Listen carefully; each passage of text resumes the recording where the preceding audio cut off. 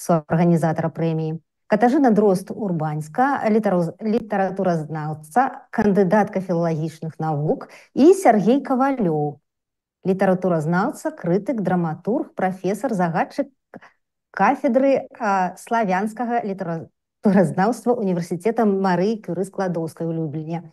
І слово перадаем Тацяне Медбай, калі ласка, уступайце. Добрый день. А з нами таксама яшчэ ёсць адна сябра журы, ёсць Катажына Дрозд-Урбаньская. Але не ведаю, ці мы яе абвяшчаем ці не. Я бачу, што Катажына ёсць з відэа, таму думаю, што абвяшчаем і называем. Але калі мы да гэтага не гатовыя, то я тады проста перайду да інфармацыі, которую я хацела паведаміць. Можа быць, пакуль Раіса знойдзе інфармацыю. Або я сама прадстаўлю. Катажына Дрозд-Урбаньская, літаратуразнаўца, кандыдатка філалагічных навук, ад'юнкт кафедры беларусістыкі Варшаўскага універсітэта, даследчыца беларускай літаратуры.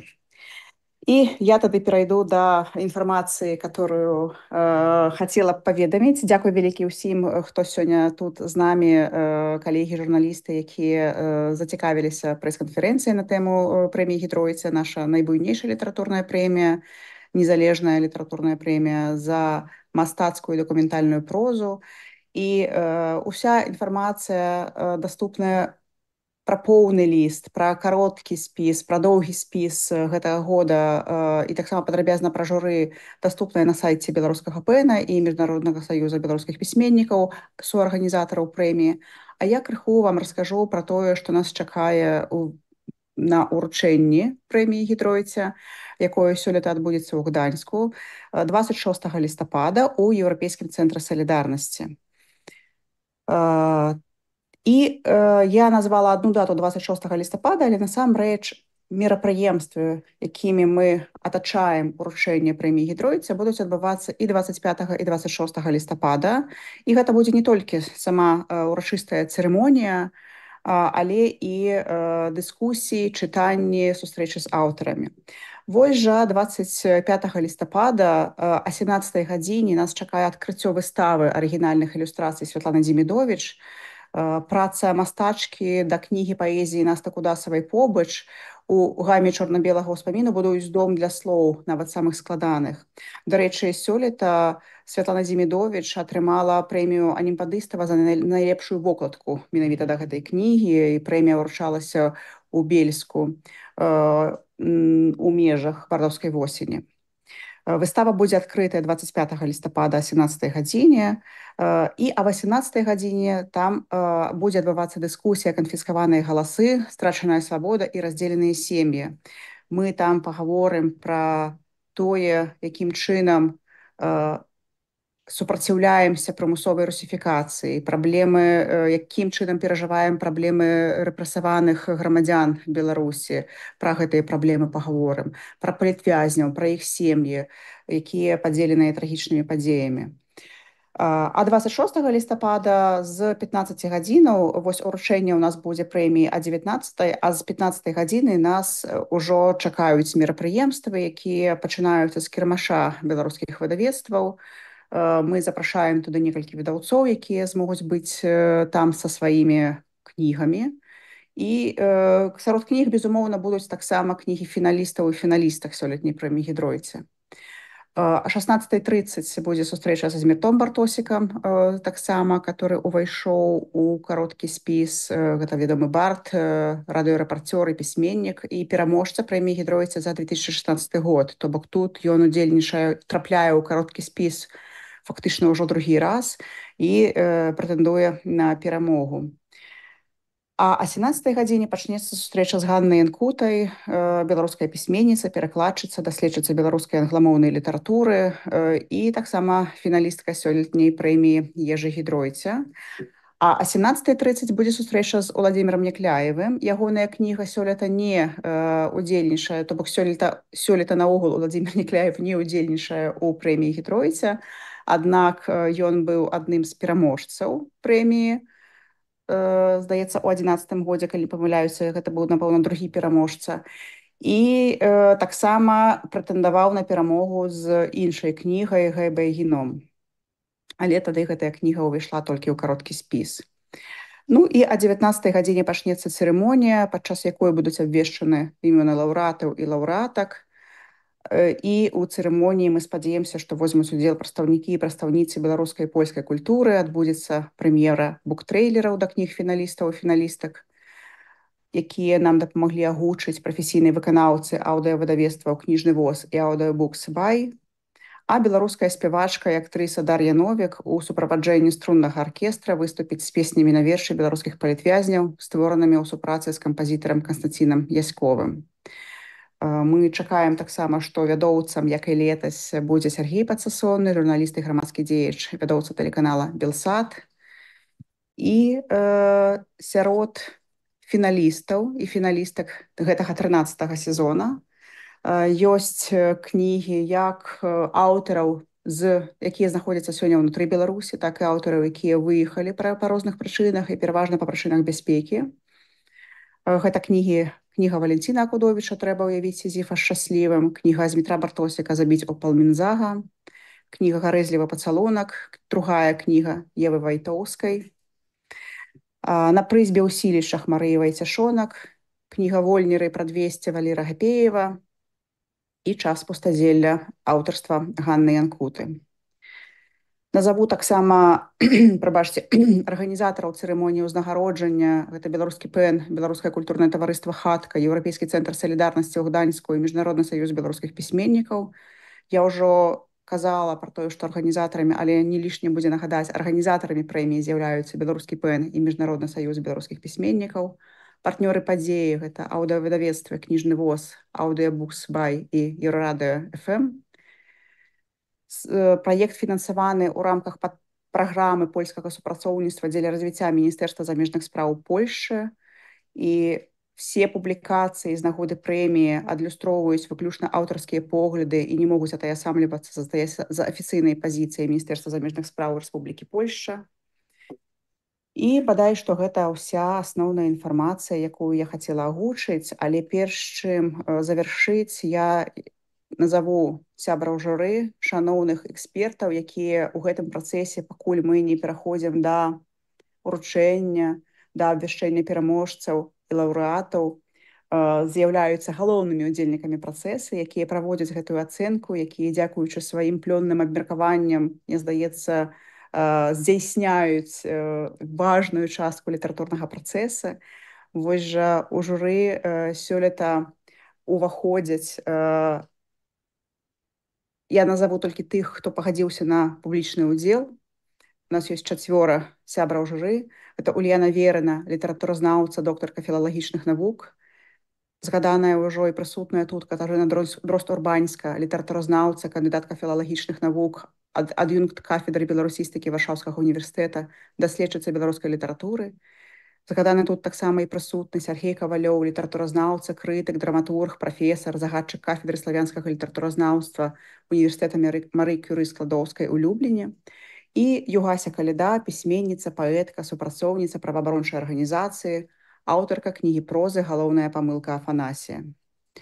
І з гэтым я, напэўна, завяршу. Буду з удзячнасцю чакаць вашых пытанняў і перадам слова, напэўна, мадэратарцы, якая далей вырашыць лёс далейшых спікераў.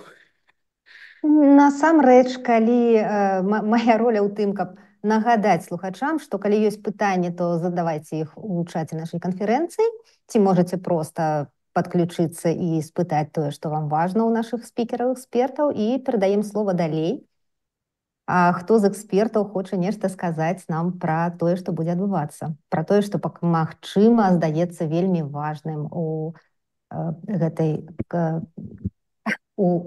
цырымоніі ўзнагароджвання, можа, будзе нешта цікавага ці важнага.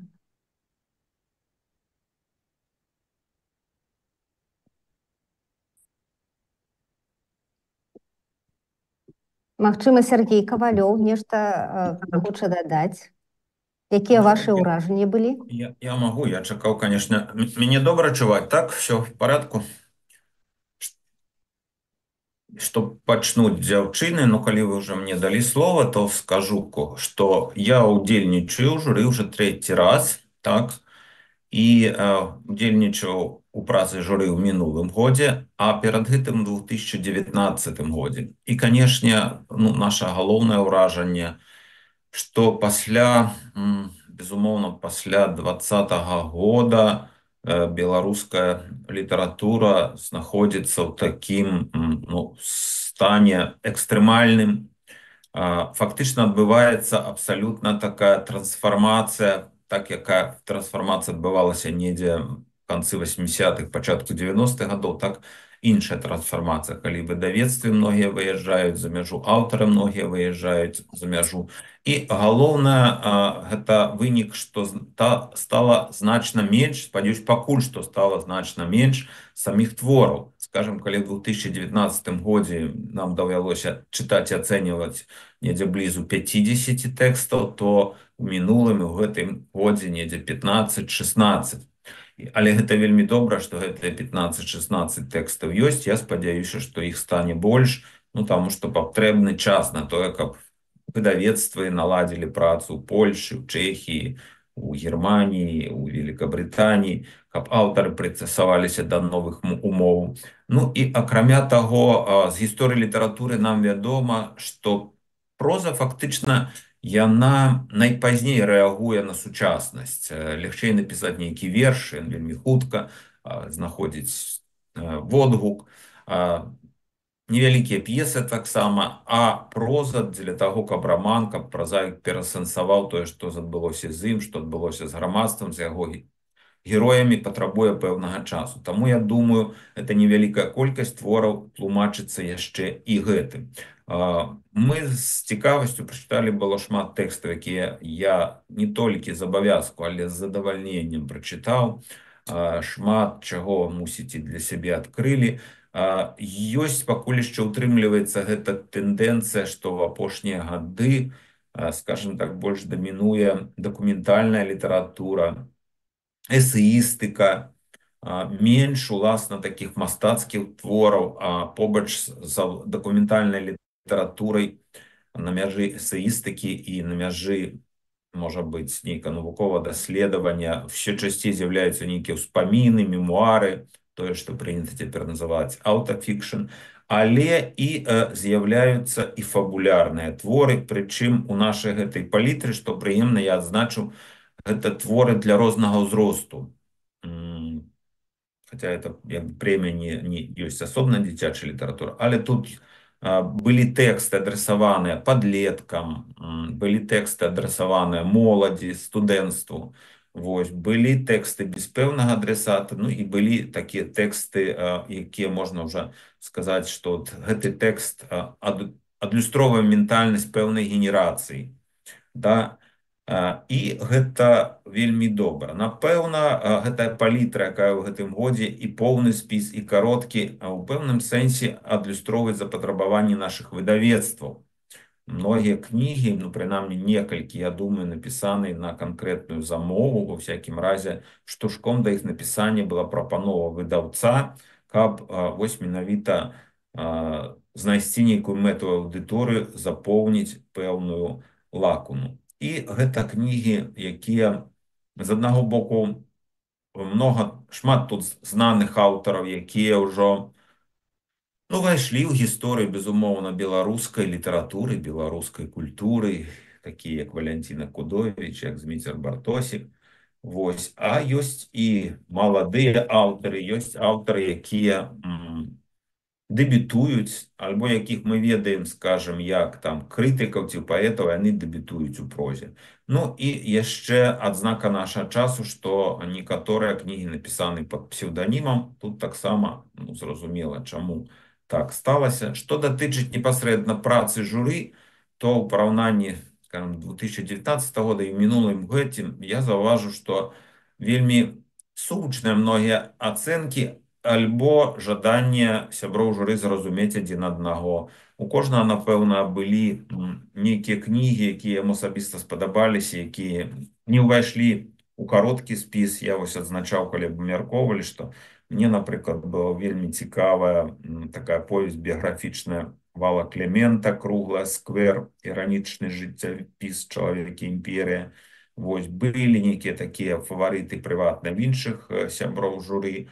Ну, можа быць, гэтыя тэксты не прамовілі да ўсіх сяброў журы, а былі такія, якія, ну, адзначылі, кожны з нас адзначыў, можа, там нейкая у іерархіі былі адрозненні, але гэты тэкст не выклікаў нейкае пярэчанне, было зразумела, што ён, ну, павінен быць у гэтых спісах.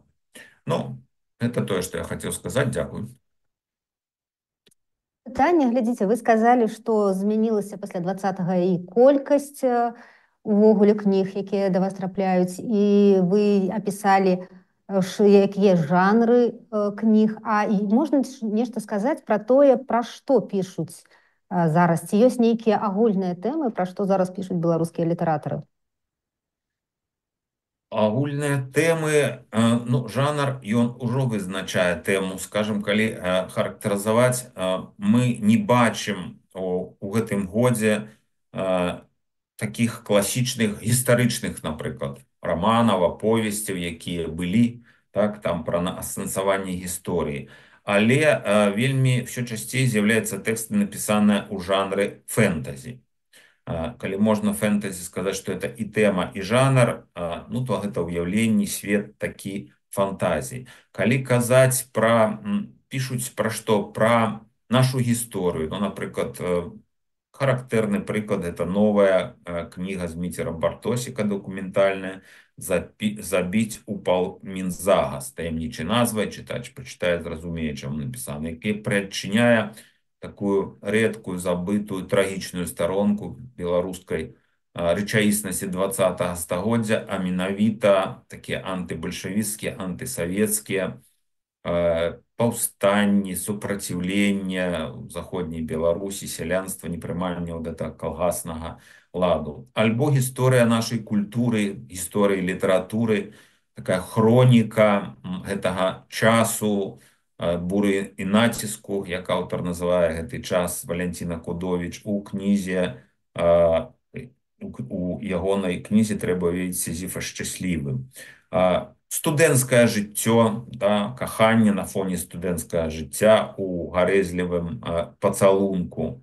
Альбо дзве рэальнасці, гарадская і вясковая, рэальнасць культуры, да якой аўтар дасягае дзякуючы інтэрнэту, і рэальнасць замкнёнага гэтага свету у кнізе Марыі Вайцяшонак, якая аўтарка, якая не можа ўжо пісаць, і сваю кнігу напісала з дапамогай тэлефона. Фактычна гэтыя тэксты яна пераказала сяброўкі. Альбо асэнсаванне гісторыі зямлі, можна сказаць, нават геалагічнай нейкай гісторыі, і адначасова феномену эміграцыі, феномену выезда з Беларусі, феномен нашага часа у кнізе Ганны Янкуты «Час пустазелля». Такім чынам можна сказаць, што галоўная тэма – гэта час. Час, які зыходзіць, час, які змяняе планету Зямля, час, які змяняе чалавечую гісторыю, і час, які змяняе наш беларускі дыскурс. Лікі, слова Катажына Дрозд-Урбанська. Якія ваши ўражанні ад той літаратуры, якую вы прачыталі пакуль? Добрый день. Мне здаецца, што ўсё найважнейшае ўжо сказаў Сяргей, але так несуменна тыя кнігі паказваюць змены ў беларускай літаратуры. Тут яшчэ хацела дадаць, што ў гэтым годзе у кароткім спісе гендерная роўнасць сярод фіналістаў. Так што гэта таксама, мне здаецца, што змены ў 21 стагоддзі жанчыны дайшлі да галасу, і гэта важна і добра. А у працы журы я ўжо другі год, і гэта вельмі плонная і цікавы досвід, таму што тыя кнігі розныя па тэме, і нашыя абмеркаванні гэта цікавыя дыскусіі па гэтых кнігах. Дзякуй. Дзякуй вялікі. Ці ёсць у каго-небудзь пытанні да нашых экспертаў, да арганізатараў? Дарагія калегі журналісты, задавайце, калі ласка, пытанні, бо на іх, дзякуючы ім, можа быць, у нас атрымаецца сказаць штосьці больш, можа быць, мы чагосьці не сказалі, не згадалі.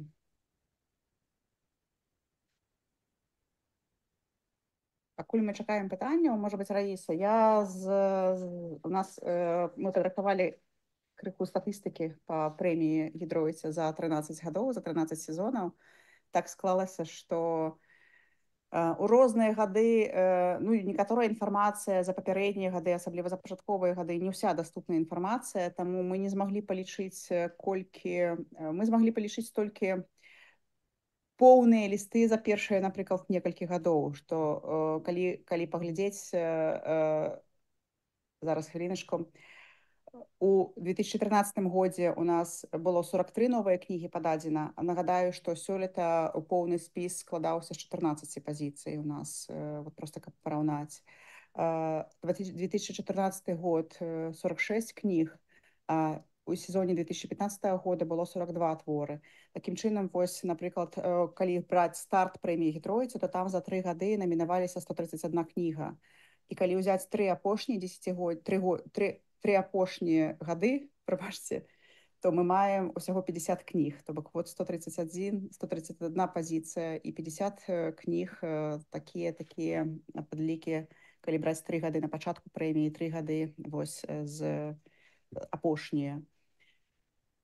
Што яшчэ з такога цікавага у нас ёсць? Канешне, гендерны момант, пра які ўжо згадала шаноўная Катажына у шорт-лістарах, але сёлета, згадаем, што за 12 папярэдніх гадоў пераможцы, якіх мы ведаем, у нас было толькі 2 пераможцы жанчыны, і фактычна гэтую традыцыю мужчынскай перамогі змагла Ева Вежнавец толькі скончыць са сваёй кнігай. Ну і вось летась гэта была кніга Ганны Кандрацюк у прыцемках старога леса. Такім чынам, за 12 гадоў 10-2 лік складаецца.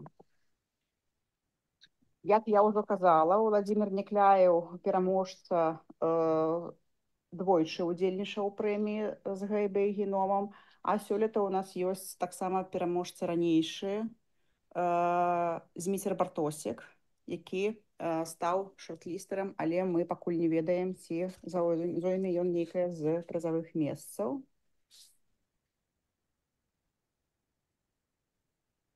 Ну і, канешне, рэч, пра якую я кажу досыць часта зараз апошнімі гадамі, гэта вось тое, што прынята называць нон-фікшэнам. Пасля Нобелеўскай прэміі Святланы Алексіевіч, прэмія Гідроіця, якая раней больш ацэньвала мастацкую прозу, стала больш адкрытай на такія жанры дакументальнай прозы, і сярод іншага, я думаю, што дзякуючы гэтаму атрымаў перамогу Зміцер Бартосік з кнігай «Быў пан Гарабейка гаварушчы».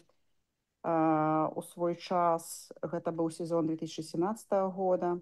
А, дарэчы, калі казаць зноў-такі пра лічбы, мы гэта рабілі не кожны год, але проста каб вы маглі ацаніць працу шаноўнага журы, то ў 2018 годзе мы падлічылі колькасць старонак, которые неабходна было журы прачытаць. Гэта акурат, па-мойму, быў, дарэчы, той год, калі не ведаю, ці Сергей Кавалёў той год прысутнічаў ці не, але была лічба... Я ў 19-м. Значыць, у 18 годзе была лічба 7388 сторонак. Трэба было прачытаць сябрам журы. Поўны спіс тады складаў 32 кнігі.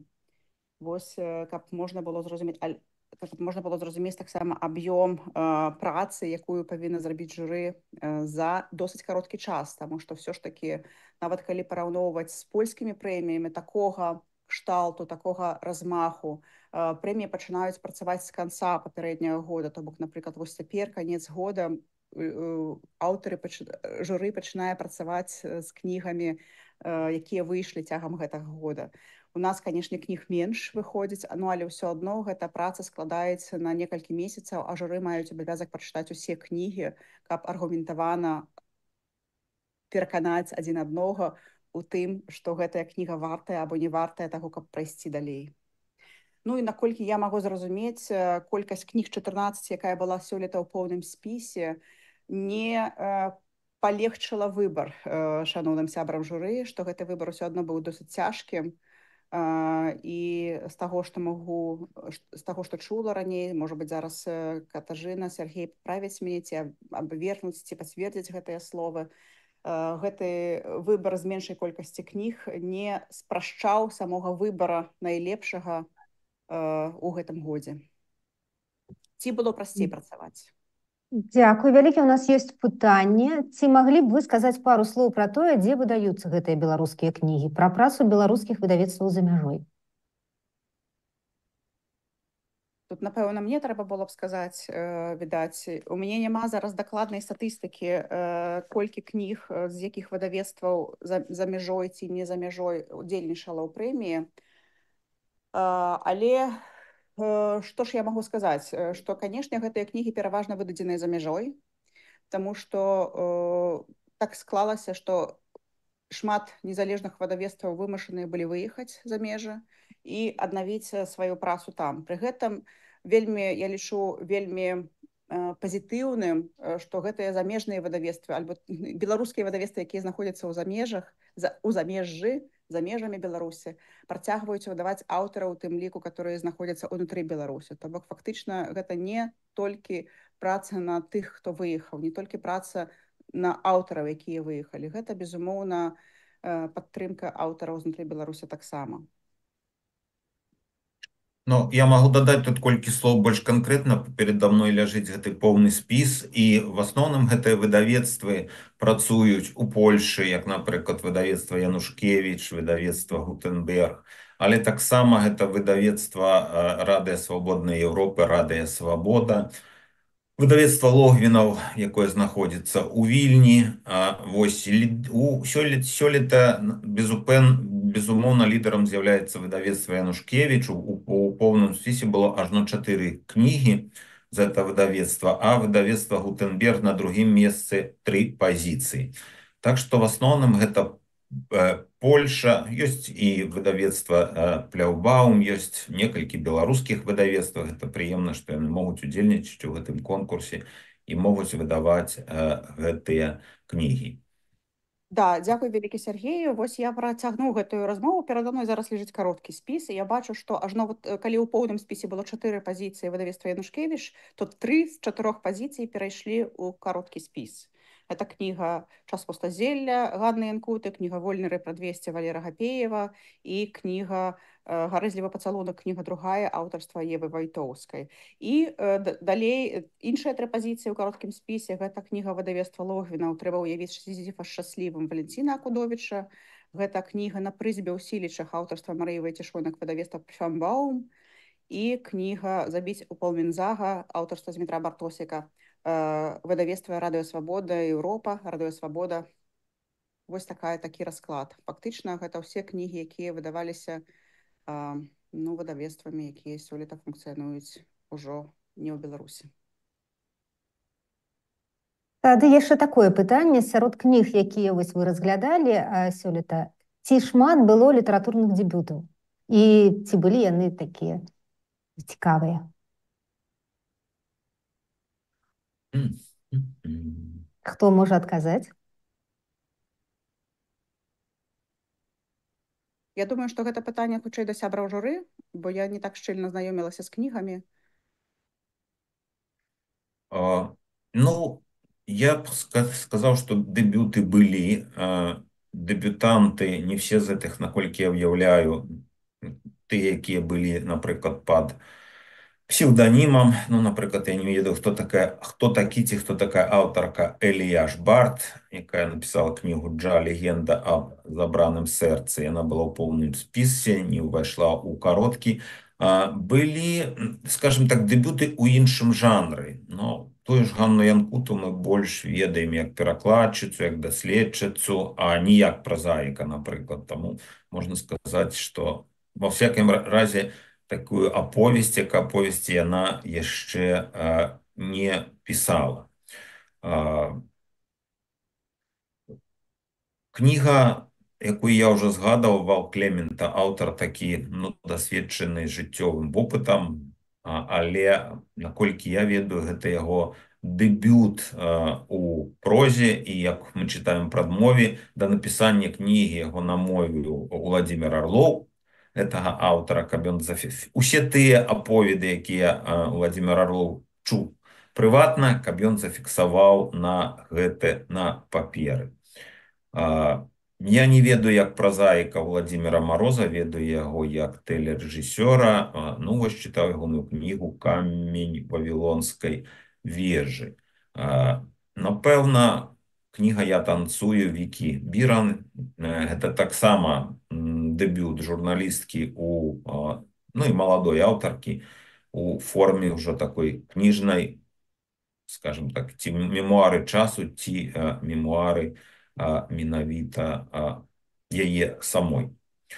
У сэнсе дэбюты былі, але паколькі саміх кніг было не так шмат, вось тое, што мне на вока трапілася, я адзначу. Хутчэй, это былі дэбюты ў іншым жанры, чым абсалютна такія вот дэбюты, што чалавек прыходзіў ніадкуль. Хаця былі выпадкі, што тое, што мы чыталі, гэта першая кніга гэта аўтара, а можа і адзіная. Дзякуй вялікі. А ці было, не пытаем, не просім расказаць пра інтрыгу ўзнагароды, але ці было нешта, што асабіста вас, вось, або экспертаў пытаю, ці тое, што вас уразіла асабліва? Ну, можа, Катажына паспрабуе, каб не толькі я ўвесь час сказаў, калі што трэба, то я дадам. Катажына, пытанне да вас. Mnie uraziła i to jeszcze tak sama wielmi ciekawa, że u niektórych z tych knih autobiograficznej staronki białoruskiej historii i nie tylko to je minęła je, daleka je minęła je, ale tak sama hety 20 chod i prezydenckie wybory. I tu ta i emigracja, i paśla wojna na Ukrainie, heta tyja padziei, jaki ja budu śmianiać białoruską literaturę i budu upływać na jaje. Tak, że heta wielmi ważna je. Dziękuję. Але ж, Катажына, таксама пытанне да вас. Вы чыталі беларускую літаратуру і пра 20-й год у тым ліку, наколькі гэта было для вас цікава, наколькі вы знаёмы былі з гэтай тэмай? Ja czytała to jeszcze było i u gazetach, to jeszcze wtedy odbywała się, a tu insza je baczanie, тому что тут adzinka i to i doświad pra одного człowieka, a nie to je achulna je. Tak, że ty jak nichi, tu Hanny Jankuty czas pusta zielna u tej knizie, ty ja padziei 20 choda schadany ja i tu baczanie одного człowieka. I upływ tych politycznych zdareniał na jacho życie. Дзякуй вялікі. Я яшчэ дадаў, што было пытанне, што вы адкрылі для сябе. Вельмі простую рэч я для сябе адкрыў, прачытаўшы кнігу Ганны Янкуты «Час пустазелля». Вот я вырашыў абавязкова схадзіць у Варшаве ў геалагічны музей. Менавіта гэты музей я прамінаў, нават не ведаў, можа, пра ягонае існаванне, але ён з'яўляецца адным з герояў гэтай кнігі і якраз дапамагае аўтарцы стварыць вот такую нейкую прастору часавую і папросту яна яго так апісвае, ён з'яўляецца адным, скажу, пасля аўтаркі, напэўна, галоўным нават героем гэтай кнігі, што ну проста хочацца схадзіць і паглядзець, дзе гэта было і што там за экспанаты. Дзякуй, вельмі цікавая заўвага. Ja tak sama nie wiedziała, że to taki muzej u Warszawie, a ja żywę u Warszawie, tak że to może ja nie powinna nawet hetaha skazać, ale tak sama zaciekawiona. Катажына, ідзем у музей разом. Dawajcie. I kali będzie nachoda na pełna. Ale tu tak sama jednym z herojów Warszawa. У книзе Hanny Jankuty. Так что там так само описана простора Варшавы. Да, Катажына, нам яшчэ журналісты раюць з вами схадзіць в Катынскі музей, каб пабачыць не толькі экспанаты, але і Еву Віжнавец, якая там працуе. Dobra, dopiszam do listy.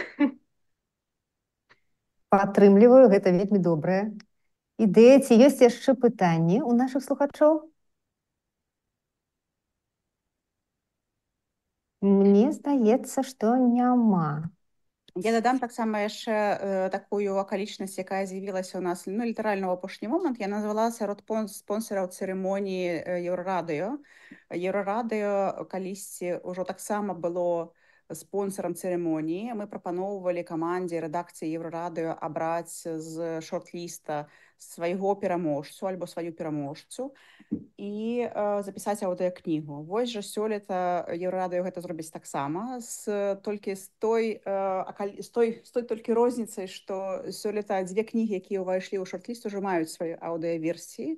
Такім чынам, з тых кніг, якія не маюць сваёй аўдыаверсіі, але ўвайшлі ў шорт-ліст, Еўрарадыё таксама абярэ свайго пераможцу і запіша аўдыакнігу. І з нецярпеннем таксама чакаем і на гэтыя і на выбар Еўрарадыё, і на саму аўдыакнігу. Дзякуючы партнёрствам, дарэчы, з рэдакцыямі беларускіх незалежных СМІ мы можам разабіць больш, і таму таксама, дарагія калегі, журналісты, і да вас таксама гэтая прапанова гучыць. Калі ваша рэдакцыя штосьці можа таксама прыўнесці ў прэмію Гідройца, я думаю, што мы будзем толькі радыя гэтым унёскам. Дзякуй, Тацяна. У нас ёсць пытанне. Просяць нагадаць, колькі ў грашовым вымярэнні прэмія Гідройца складае? Я бы хацела пакуль што гэтага не нагадваць, калі гэта магчыма. У нас ёсць удзельнікі з Беларусі, і калі гэтыя удзельнікі раптам перамогуць, і калі яны будуць гатовыя гэта назваць, то тады мы назавем. Пакуль што мы проста абмінулі гэтае пытанне. Зразумела. Так, ці ёсць пытанні? Мне здаецца, ўжо няма. І, здаецца, мы амаль усё абмеркавалі, а не. Ці можаце расказаць коротка пра самого Гідройца? Слухайце, вельмі хорошае пытанне. Гэта акурат тое, што мне круцілася зараз на кончыку языка, і тое, што я забыла сказаць. Насамрэч, сёлета беларускі ПЭН падрыхтаваў некалькі артыкулаў на нашым сайце пра асобу Гідройца. Увогуле у нас такая была раней традыцыя, калі трошачкі больш было сіл, калі мы працавалі ў трошкі больш спакойных і стабільных умовах, мы рабілі прэс-канферэнцыі, прысвечаныя не толькі самому воспрэміяльнаму працэсу, але таксама і асобе Гідройца і ягонай канцэпцыі, якая калісьці лічылася такой ідэалістычнай у Польшы, а 20-й год паказаў яе рэалістычнасць, яе рэлевантнасць і патрэбнасць нашай прасторы, нашаму рэгіёну. Рэгіён Гідройца, калі мы гаворым пра гэта Украіна, Літва, Беларусь і, безумоўна, Польшча. Вось жа пра гэта мы шмат размаўлялі калісьці, былі дыскусіі з запрошанымі экспертамі, не толькі ад літаратуры, гэта былі філосафы, інтэлектуалы, культуролагі, гісторыкі. А сёлета мы падрыхтавалі матэрыялы на сайце ПЭН, яны даступныя. Я проста не думаю, што гэта не патрэбна іх зараз пераказваць вам. Вы проста паглядзіце, калі ласка. Там ёсць менавіта пра асобу Гідройца, хто ён такі. Дарэчы, вось у апошнім рэлізе, прысвечаным цырымоніі, там таксама ёсць некалькі словаў пра Ежа Гідройца, пра ягоную асобу. Але найбольш цікава будзе ўсё ж такі паглядзець. Гэта вось я зараз нават адкрываю. Па-першае, у нас на сайце таксама ёсць рэцэнзіі кароткія на шорт-ліст. Вы таксама іх можаце паглядзець, пачытаць. А ёсць два матэрыялы Ежа Гідройца. Я апошні грамадзянін Вялікага княства Літоўскага, першая частка. І Ежа Гідройца, места ў гісторыі і вечная павага. Гэта другая частка матэрыяла, вялікага матэрыяла, які раскрывае асобу і робіць яго, робіць трошкі больш зразумелым, чаму прэмія носіць яго імя. Магу зараз у чат скінуць гэтыя спасылачкі, проста каб іх далей не шукаць. Ужо ёсць яны ў чаце. Дзякуй. Так, каму цікава, могуць па імі карыстацца. Дзякуй, вялікі Кася. Я пакуль на сайце ПЭН блукала. Так, ну тады, мне здаецца, мы амаль усё абмеркавалі, пытанняў я больш не бачу. І тады будзем развітвацца і спадзяемся да сустрэчы ў Гданьску 26, калі не памыляюся, лістапада. 25-го пачынаецца все з выставы, з адкрыцця выставы і з дыскусіі, а 26-го будзе з 15 гадзінаў кніжны кірмаш і далей цэлы шэраг розных сустрэч, чытанняў, дыскусій, мерапрыемстваў, якія таксама запрашаем наведаць, ну і увечары цырымонія ўрачыстасць, цырымонія ўганаравання. Дзякуй тым, хто далучыўся, дзякуй нашым сённяшнім спікерам і да сустрэчы. Да сустрэчы ў Гданьску. Дзякуй вялікі. Do sustreczy. Dziękuję.